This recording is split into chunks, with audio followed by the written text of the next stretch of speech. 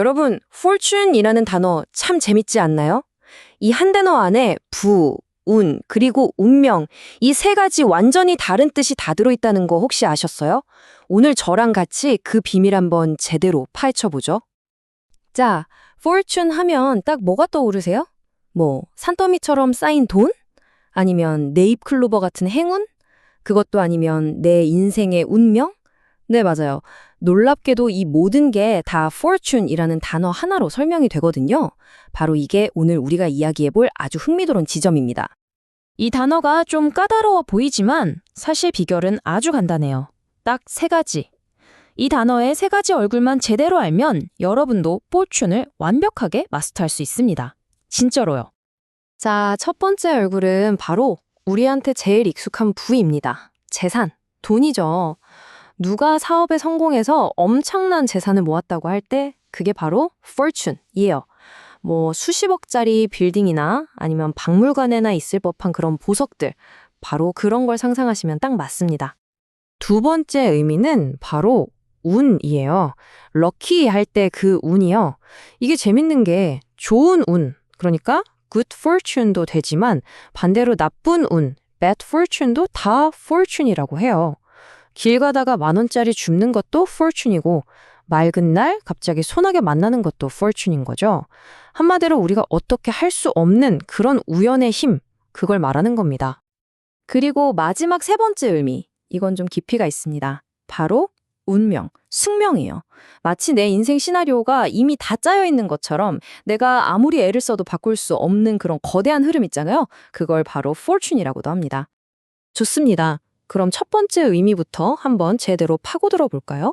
부, 즉 돈과 관련된 fortune은 실제로 어떻게 쓰이는지 구체적인 표현들을 보면서 알아보겠습니다. 아마 제일 많이 들어보셨을 표현일 텐데요. make a fortune. 말 그대로 재산을 만들다. 그러니까 엄청난 돈을 벌다라는 뜻이에요. 예를 들어서 그 친구 이번에 앱 하나 개발해서 완전 대박 났잖아. She made a fortune developing that app. 이렇게 쓸 수 있는 거죠. 근데 여기서 비슷한 말들이랑 비교해보면 진짜 재밌어요. make a fortune은 뭔가 자기 사업이나 투자처럼 노력해서 성공한 느낌이 강해요. 그런데 get rich는 그냥 부자가 되다라는 좀 더 일반적인 말이고요. strike rich는 이건 진짜 대박. 약간 로또 맞거나 유전 발견한 것처럼 갑자기 운 좋게 벼락부자 됐을 때 쓰는 말입니다. 뉘앙스가 확 다르죠? 그리고 fortune이 꼭 사람이 버는 돈에만 쓰는 건 아니에요. 어떤 물건 자체가 어마어마한 가치를 가지고 있을 때도 쓸 수 있습니다. 예를 들어서 할머니 댁 창고에서 웬 낡은 그림을 발견했는데 That old painting holds a fortune 이라고 한다면 무슨 뜻일까요? 맞아요. 그 그림이 사실은 수십억 원의 가치를 지닌 보물이란 뜻이죠. 자, 이거 보세요. 똑같이 fortune이라는 단어가 들어갔는데 뉘앙스는 정말 하늘과 땅 차이입니다. make a fortune은 성공을 향한 긍정적인 목표잖아요. 그런데 fortune hunter라고 하면 이건 돈 많은 사람만 노려서 결혼하려는 아주 부정적인 꼬리표가 붙어버려요. 단어 하나가 어떻게 쓰이냐에 따라 이렇게 의미가 달라지니까 문맥이 정말 중요한 거죠. 자, 그럼 이제 돈 이야기는 잠시 접어두고 좀 더 철학적인 세계로 한번 넘어가 볼까요? 두 번째와 세 번째 얼굴, 바로 운과 운명을 뜻하는 fortune에 대해 알아볼 시간입니다. 이 말 들어보셨을 거예요. Fortune favors the bold. 행운은 용감한 자를 편애한다. 와, 정말 멋진 말 아닌가요?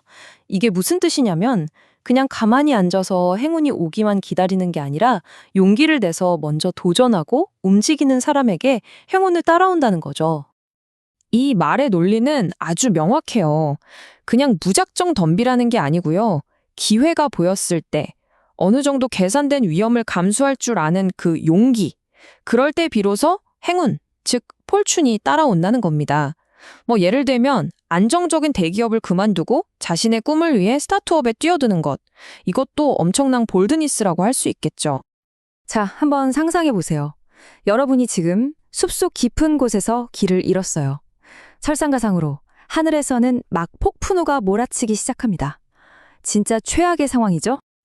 그런데 바로 그 절망적인 순간에 by a stroke of fortune.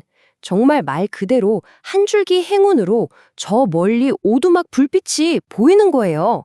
덕분에 무사히 위기를 넘겼습니다. 이처럼 by a stroke of fortune은 거의 기적에 가까운 갑작스러운 행운이 찾아왔을 때 쓰는 아주 멋진 표현입니다. 자, 그리고 운명이라는 뜻을 가장 직접적으로 보여주는 단어가 있죠. 바로 fortune teller. 미래를 봐주는 사람, 점수를 가요. 근데 재밌는 건 이분들이 뭘 봐주나요? 당신의 운명을 봐주면서 앞으로 큰 부를 얻을 운이 있는지 얘기해 주잖아요.